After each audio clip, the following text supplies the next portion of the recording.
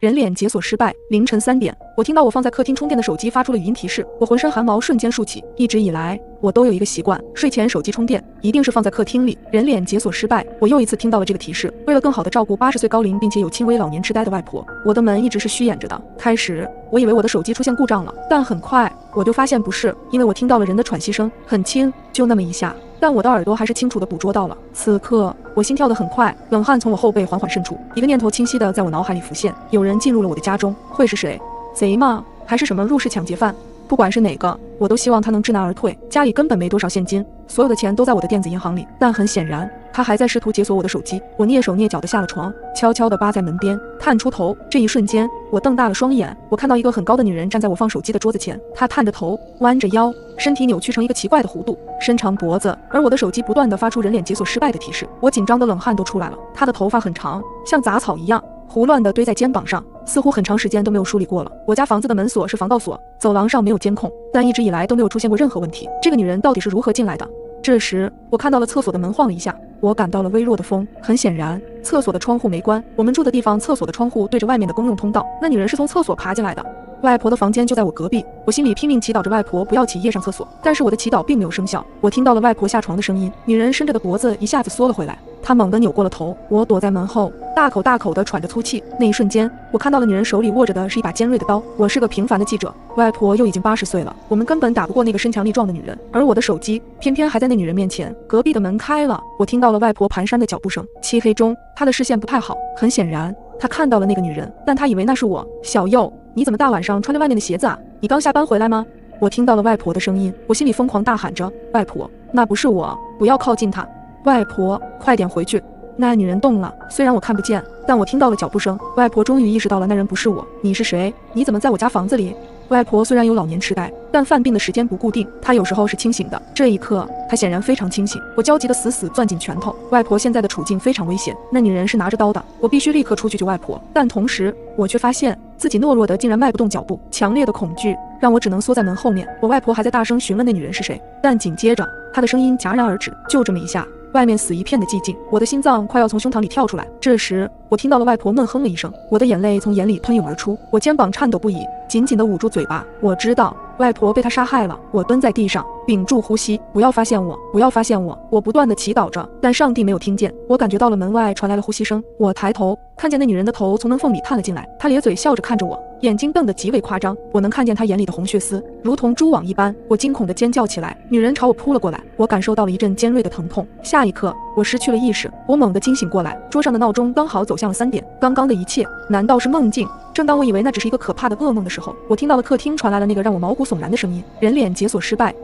很多人喜欢伴着手机入眠，而我的习惯是把手机放在客厅充电。现在正有一个女人在尝试解锁我的手机。正当我以为刚才是一个可怕的噩梦的时候，我听到了客厅传来了那个让我毛骨悚然的声音：人脸解锁失败。我猛地一下子坐了起来，这不是梦，一切都是真实发生过的。但不知道为什么，我回来了，回到了凌晨3点这一刻。或许这是上天给我的一次机会。我攥紧拳头，我必须要拯救外婆和自己。我看了眼桌上的闹钟，再过1分钟，外婆就会起来上厕所。我必须趁着这1分钟进入外婆的房间，阻止她出来。我悄悄探出了头，女人还站在那儿，伸着脖子，尝试解锁我的手机。我想要迈出脚步，但恐惧让我犹豫了。我看了眼闹钟，只剩下30秒钟。这一刻，我鼓起了全部的勇气，我以最快的速度一侧身，闪进了外婆的房间，又反手锁了门。外婆刚好准备下床，她茫然地看着我，她刚要开口，我冲过去捂住了她的嘴巴。外婆别出声，我压低声音，喘着粗气说道。外婆被我吓到了，不明所以委屈地看着我，我没有时间和她解释。我拿起外婆放在床头的手机，准备报警，但让我绝望的是，她的手机没电了，为什么不充电？我气急败坏地压低声音问道。外婆委屈地看着我，摆了摆手，我忘记了。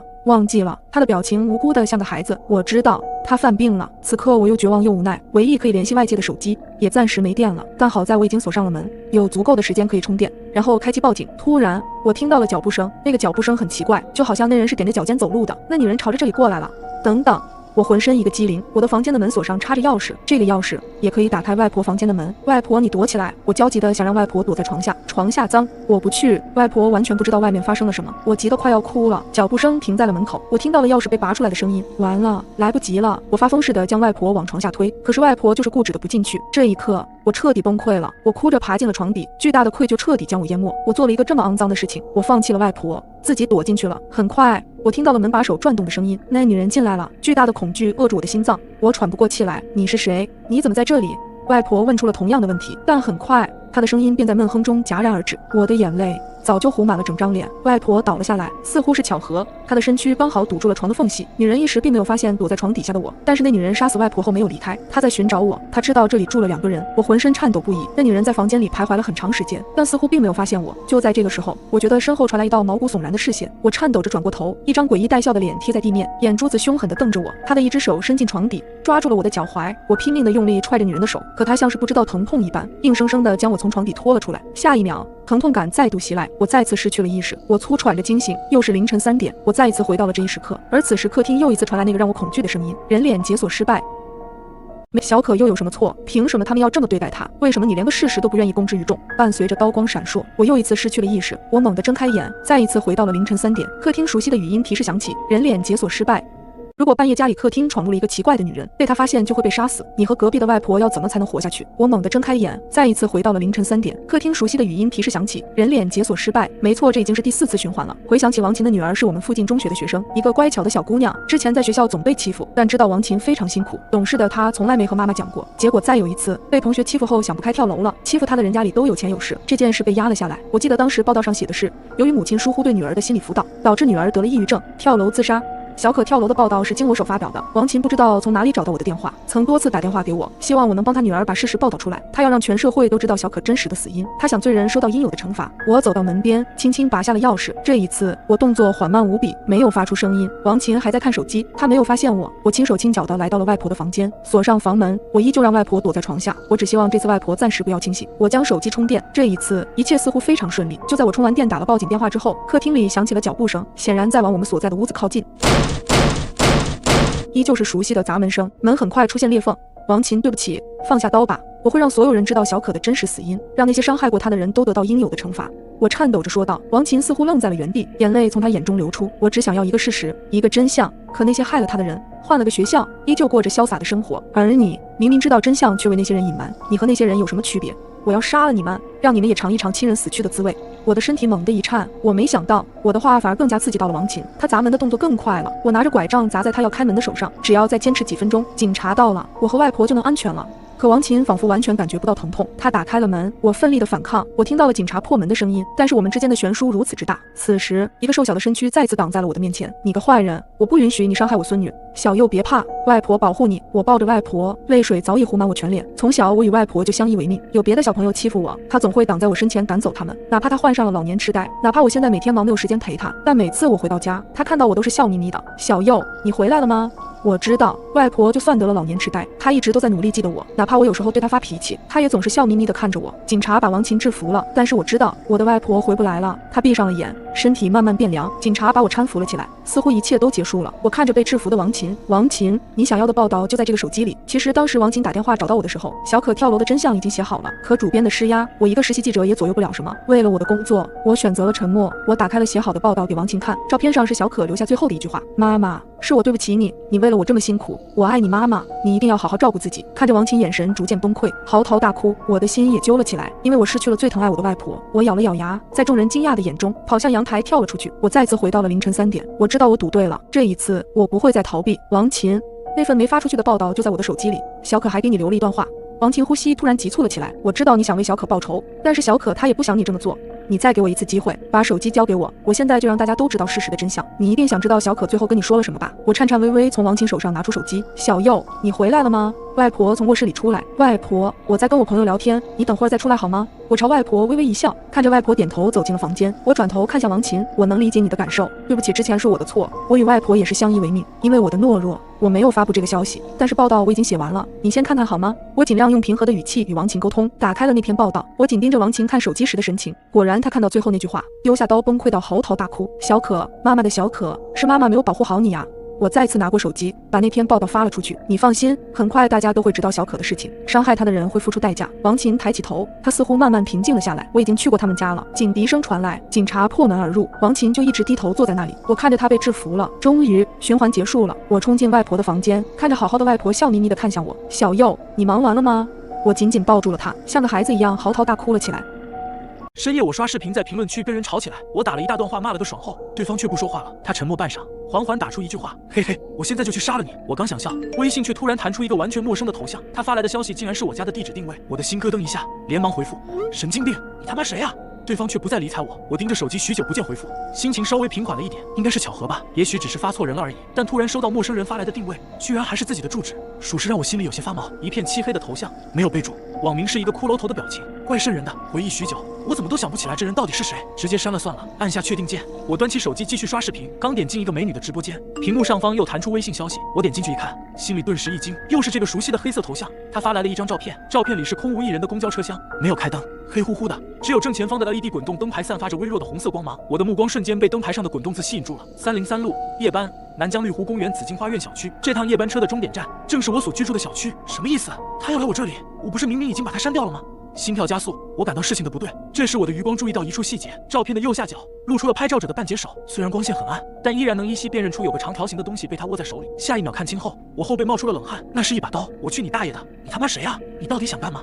我吼着脏话，连文字带语音发出去好几条，对方却再次沉默。等了半天不见回复，我坐不住了，从被窝里爬起来，拨开窗台边的窗帘，朝楼下看了一眼。寂静的夜间马路，只有昏暗的路灯，别说是公交车了，连个人影都没有。我觉得自己有些神经质。对方仅用一张黑漆巴糊的照片就把我吓成这样，实在是太蠢了。可心里却抑制不住地恐慌起来，迈步钻进厨房。我从厨具架上拿下一把菜刀，口中振振有词道：你要真敢来，老子就叫你知道什么叫有去无回，谁怕谁。就像听到我的话一样，手机叮咚一响，音声弹出消息，又是这个黑色头像。他再次发来一张照片，仍然是那个昏暗的公交车厢，镜头正对着滚动字灯牌，再有3站就到紫荆花苑了。他离我越来越近了，妈的，还真是个疯子！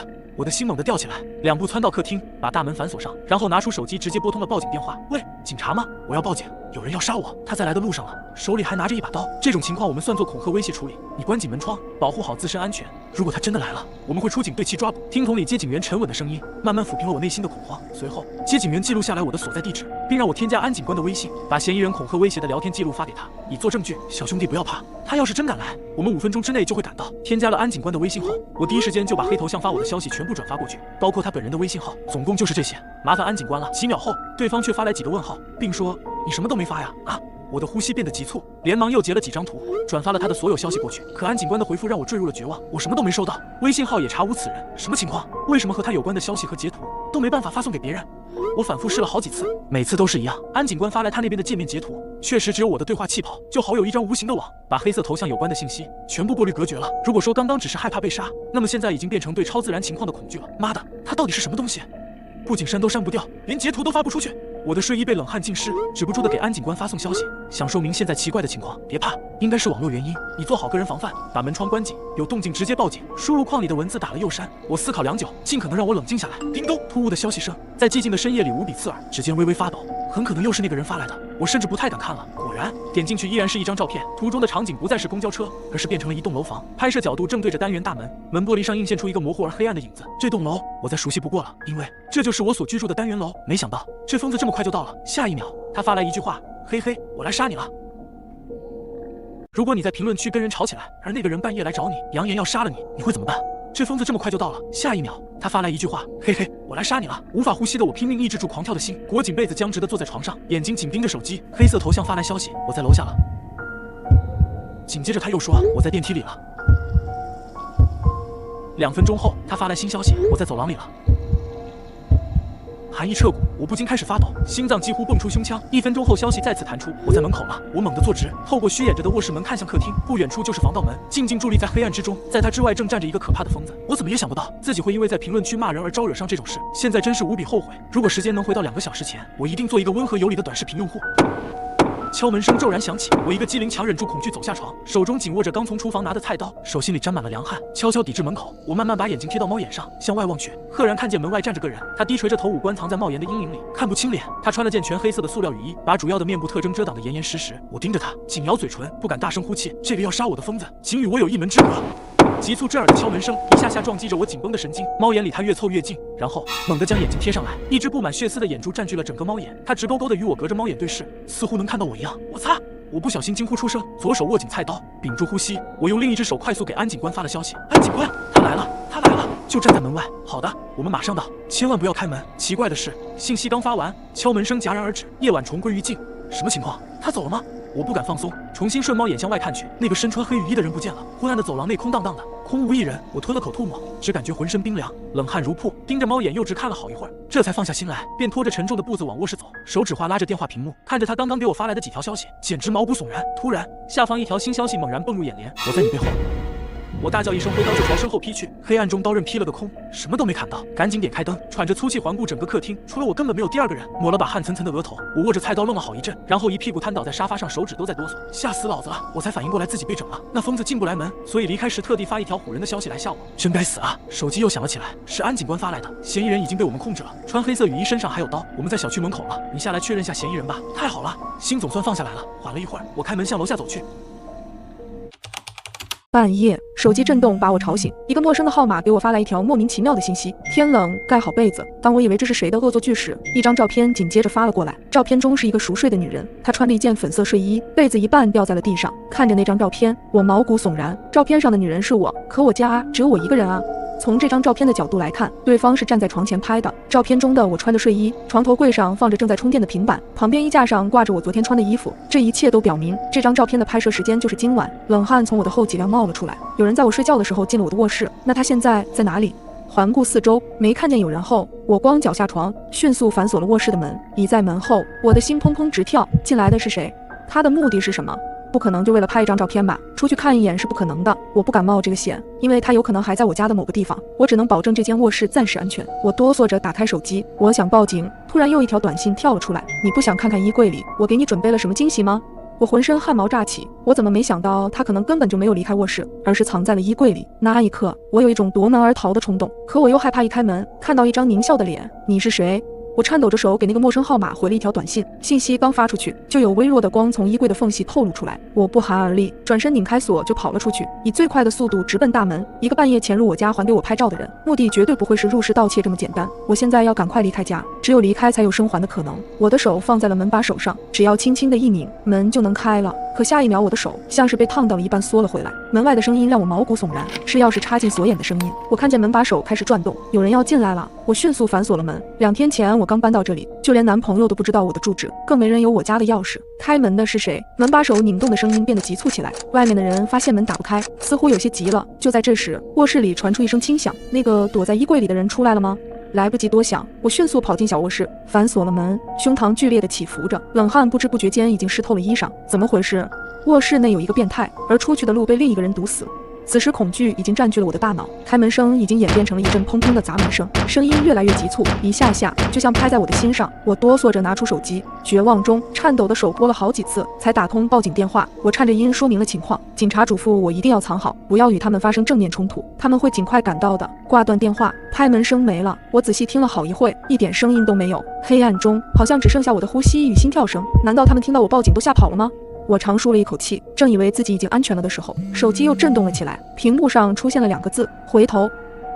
如果有人趁你睡觉时偷偷潜入你家并偷拍了你的照片，你会怎么办？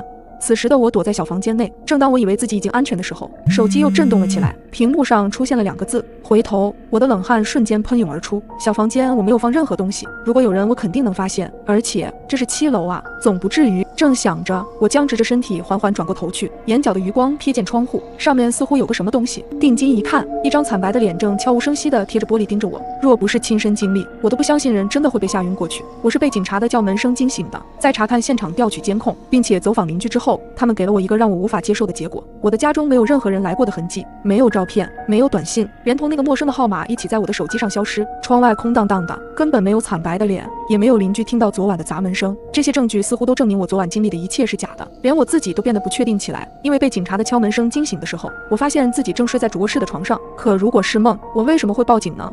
我把这件事告诉了李文，李文是我的男朋友，他工作很忙，已经出差10几天了。他听了事情的经过，也觉得不可思议。沉思了片刻之后，我怀疑根本就没人进你的房间，你找找看会不会有人在你的卧室里安装了隐形监控。我觉得李文说的有道理，我也听说过有个别租客为了寻求刺激，在退房后会在房子里留下针孔摄像头，观看下一任租客的生活。也有人会保留钥匙，知道是独居女性，就会趁夜深人静时潜入屋内。挂断电话，我在卧室里展开了地毯式的搜索，但搜遍了整个屋子都没有找到摄像头。我坐在床边回忆，如果我屋子里没人，那昨晚衣柜里的光怎么解释？可如果他进来了，为什么警察没有发现任何痕迹？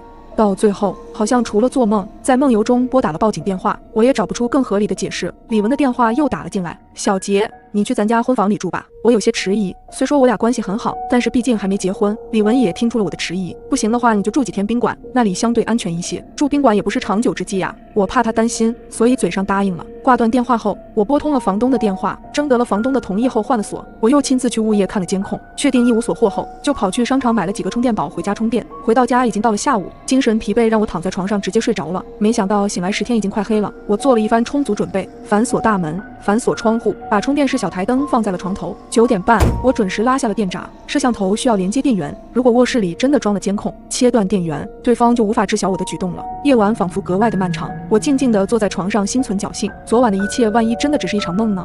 不知过了多久，熟悉的震动声响了起来，我浑身汗毛炸起，差点把手机丢了出去。果然又是那个号码，他又给我发来了一张照片。看着那张照片，我面如死灰。照片中的我坐在床上，低头看着手机，屏幕的幽光映着我的脸。这不可能，要拍出这样一张照片，除非拍照的人站在我的正前方，可我一直坐在床上，根本就没看到人。这张照片是怎么来的？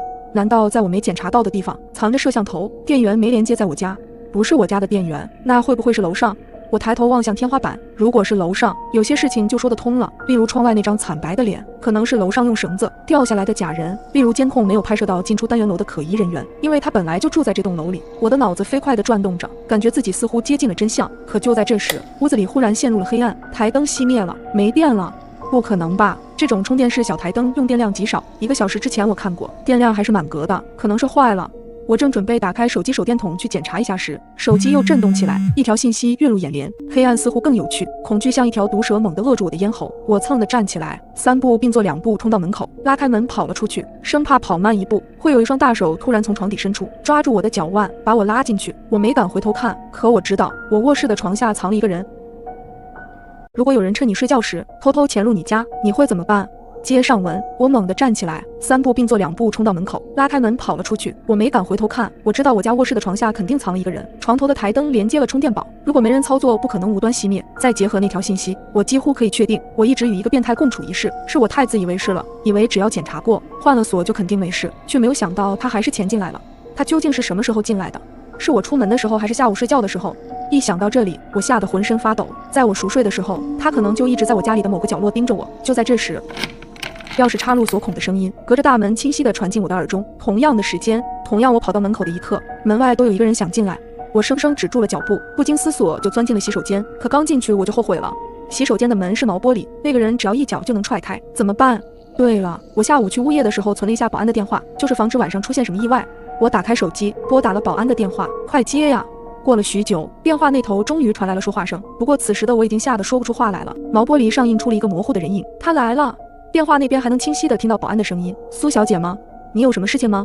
我张了张嘴，哗啦一声巨响，洗手间的玻璃门碎了。一个戴着黑色头套的人站在门口，手里握着一把明晃晃的尖刀。你是谁？你到底要干什么？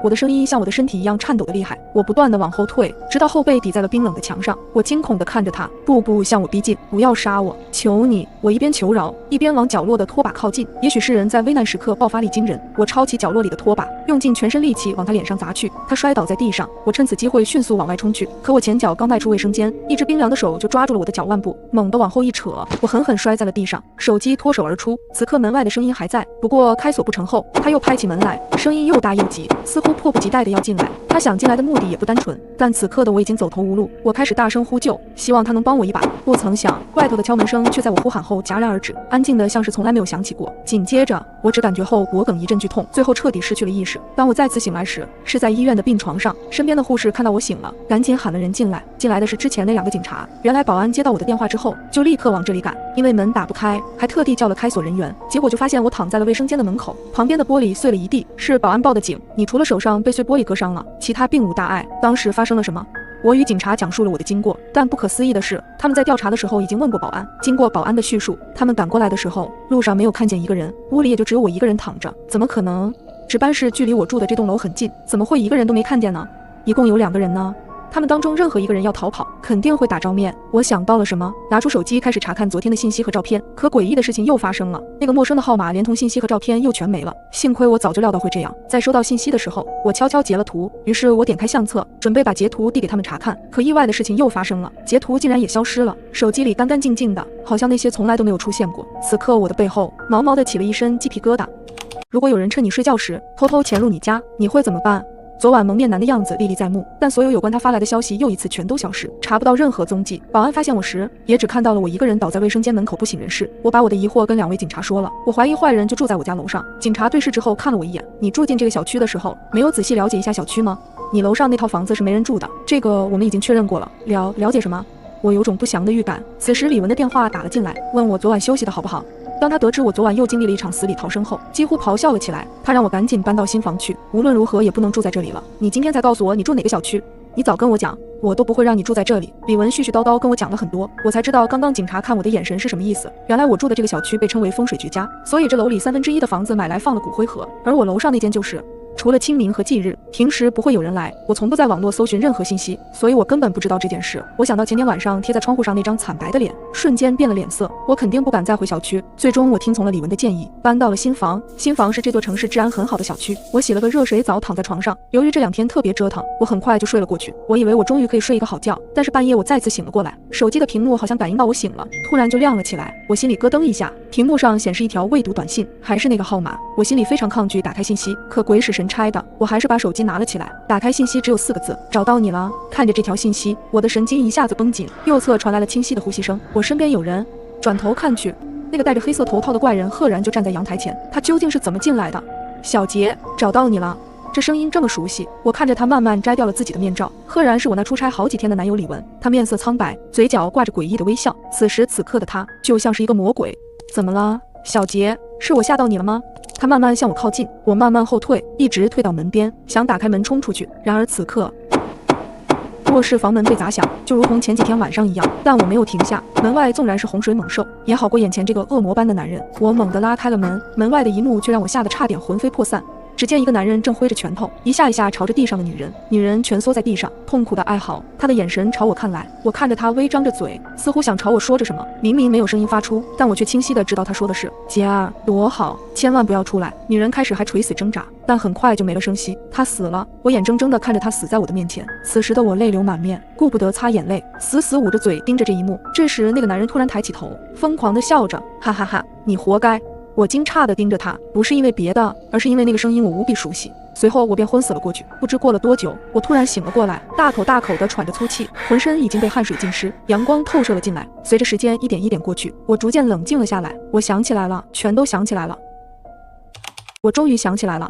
那个被杀害的女人是我的姐姐，而杀她的凶手也成为了我的男友。李文被抓的那一刻，满脸的不可思议。我想他一定很后悔把我留在身边。那一夜雷雨交加，哐哐哐的敲门声敲醒了我，提醒着我来者不善。隔壁卧室的姐姐急匆匆跑来按住我：小杰，你进去，不管听到什么声音都别出来。我听到外面传来吵闹声，紧接而来就是杂乱的打斗声。我战战兢兢地把门开了一条缝隙，看见一个男人将姐姐死死按在地上，拳头一拳一拳地砸在姐姐身上。姐姐蜷缩在地上，痛苦的哀嚎。他的眼神朝我看来，嘴唇蠕动。多年在一起的习惯让我知道姐姐说的话：杰儿躲好，千万别出来。我吓傻了，脑子一片空白。再等我回过神来时，那个男人已经不见了。他似乎不知道家里有一个我。我看着姐姐身下全是血，泪流满面，颤抖着拨打了急救电话，可来不及了，姐姐还是走了。我因为没有看清凶手长什么样子，陷入了无限恐惧、焦虑与自责当中。这些负面情绪导致我产生了心理问题。也是在我最难过的时候，我遇到了李文。对于我遭遇的事情，他说他理解我，姐姐肯定不会怨你，甚至希望你可以忘掉这些痛苦的回忆。这样一个通情达理的男人，就是我黑暗人生里的一道光，陪我走过最艰难的时刻。就这样一来二去，我们成了男女朋友。我与李文感情越来越好，短短1年的时间，我们就开始谈婚论嫁了。一切看起来都在朝着好的方向发展。我想李文现在一定很后悔，明明知道我看见他杀了人，还是把我留在身边。他这样做，何尝不是在监视我呢？他那么频繁的出差，真的是出差吗？他以为我不知道他在我的手机里安装了监控软件，不知道他半夜用陌生的号码给我发骚扰信息，不知道他在我吃的饭菜里放了可以使人致幻的药物。我的心理问题越来越严重，神志恍惚，被迫害妄想症，记忆总会产生错乱。最严重的时候，梦里梦外都分不清楚，甚至有几次还在夜里报警。我背着李文去看了很多次心理医生，医生一次次的疏导以及药物治疗。我在今天终于把一切都想起来了。李文知道我心里脆弱到不堪一击，却一次次的试探我。深夜回家与我玩躲猫猫的游戏，吓得我躲在被窝里瑟瑟发抖。可他直接杀了我，不就可以高枕无忧了吗？但事实是李文爱上了我，爱我又提防我，怕我知道姐姐是他杀死的，所以他想把我变成一个疯子，因为疯子的话是不能信的。他的爱就是这样自私偏执、极端且充满控制欲与占有欲。本来他已经快成功了，可他低估了我对姐姐的感情。从小我与姐姐相依为命，我是在他的保护下才活到了现在。所以在我偷偷去做心理辅导之后，在看到姐姐死去的时候，我彻底清醒了过来。只有我知道我的姐姐是什么样子的人，她是个坚强且善良的姑娘。在父母身亡之后，一直都是姐姐在城里打工供我读书，把我保护得很好，哪怕是交了男友都没有提起过我。她与李文白手起家，慢慢有了一些起色之后，李文就瞧不上从农村出来的姐姐，于是一直想甩开她。因为意见开始不合，她多次对姐姐进行殴打。姐姐本意是不希望男友与她一起负担我，但正因此，当时在家的我逃过一劫，而这个恶魔终于受到了惩罚。我也为死去的姐姐复了仇。全剧中